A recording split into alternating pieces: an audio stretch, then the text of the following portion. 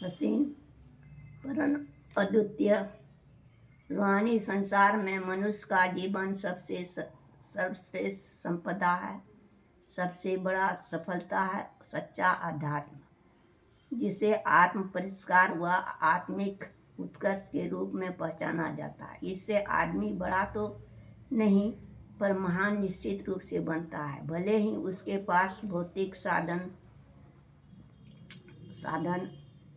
स्वल्प हो, पर उसके स्थान पर जो आत्म प्रकाश व तप की ऊर्जा उसके पास संग्रहित रहती है, वह क्षणभंगुर नहीं, शक्तियों की तुलना में हजारों लाखों गुना हर्षोल्लास गौरव प्रपस्व प्रदान करती है। ऐसा व्यक्ति जहाँ भी रहता है वहीं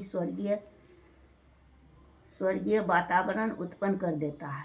उसके भीतर की सुगंध गुलाब की फूलों की तरह अपने भीनी भीनी महक व सुगंध से पूरे वातावरण के कण कण को सुवासित कर देता है।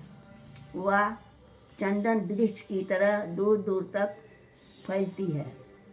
उसकी सुगंध और समीपवर्ती झाड़ झंखारों को भी सुगंध महक से सुवासित कर देता है। मनुष्य में देवत्व उदय कोई कल्पना नहीं है। स्वयं प्रकाशित व्यक्ति सच्चे अर्थों में देवता ही है। उसे किसी स्वर्ग लोक में जाने की इच्छा नहीं होती है। वह जहाँ कहीं भी रहता है वहाँ सृजन ही स्वर्गीय वातावरण निर्मित स्वयं ही स्वर्गीय वातावरण निर्मित हो जाता है। तब साधना हमें किसी को स्वर्ग भेजता नहीं, वरन हमको कहीं भी स्वर्ग का सृजन करने का सामर्थ्य प्रदान करता है।